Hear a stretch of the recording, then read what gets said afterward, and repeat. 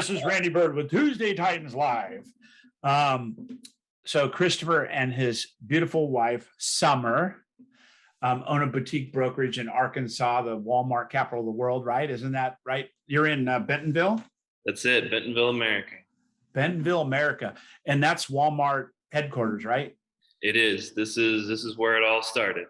Interesting. So I'm curious to talk about that corporate relocation, all that kind of stuff too, because I can imagine, I didn't think about that, but it's probably significant. But before I get started, let me just talk a little bit about you for a minute, kind of brag on you for a minute. You've built a really successful boutique brokerage, 25 agents. You're doing about 300 transactions a year in that brokerage. And it's called the Brandon Group, which very classy name.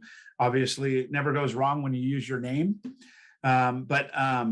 Beautiful wife, Summer, she is the broker, really the principal designated broker, right? She's the boss. So the smart one in the family, clearly. That's right. And one of the things I definitely want to talk about it that I did not know when we chatted earlier was it is the mountain bike capital of the world, like trail wise and stuff. And it is. I looked at that a little bit. It's really, really amazing what they've accomplished there. And is that part of the Walton family that's like investing in that infrastructure? It is, yeah. You don't necessarily think of mountain bikes in Arkansas, but here in Northwest Arkansas, it really started. But it's part of the Walton family. The grandsons of founder Sam Walton love mountain biking, and they decided to share that with the region, and they continue to do that at the pace of about 3 miles per week. Whoa, what? 3 miles per week. They're installing 3 miles per week of trails and bike paths. Yes. Wow. There's a mixture of paved trails, so you can go. For those who aren't familiar with Northwest Arkansas, from Bentonville to Fayetteville, where the University of Arkansas is, just a little bit outside of that, there's 36 miles of paved trail where you can ride, bike, walk, and then on top of that, there's hundreds, thousands of miles of dirt track and other types of trails. That's really amazing. That's really amazing. I can't wait to come out there and check that out. We talked about that. It's definitely on my list, and I'm going to make it out there this year. That's just a place I really wanted to come out and spend 14 days and just discover, right? And just, I really like doing that. We're in a place now we're able to go and stay for a couple of weeks and really get kind of into the culture, into the local, experience. Yeah, it'd be great. Let me know, and I'll take you to lunch. Well, you kidding me? I'm staying with you. Are you? Well, come on over. Yeah, right. That's that Arkansas love. No, we got this. We'll definitely eat together. But so take me through the journey, man. I want the listeners to hear kind of the podcast for me is important because Tuesday Titan Live is about highlighting the Titan in the industry, right? Somebody that's really going after it, crushing it, having success. And then we push it to Like a Boss podcast, which is my podcast. And it's that entrepreneur, right? You might have young agents listening to this that want what you have, what you've accomplished. Yeah.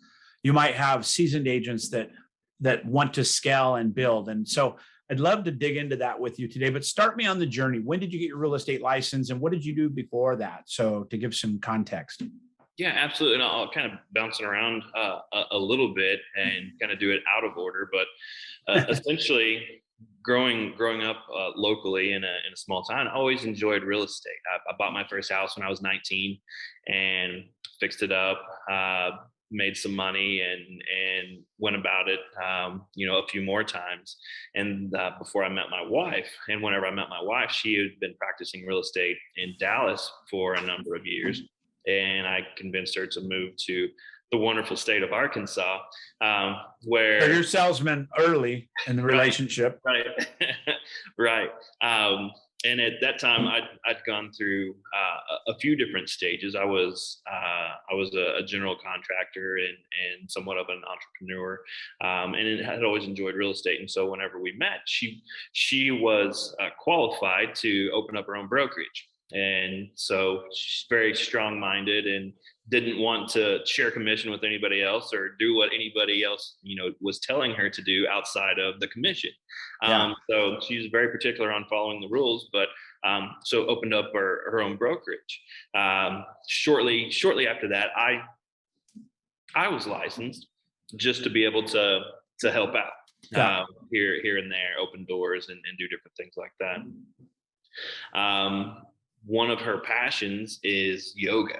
So she would teach a yoga class twice a week at a local gym, and many of her students were mothers that were raising their children, and their children were beginning to go off to school.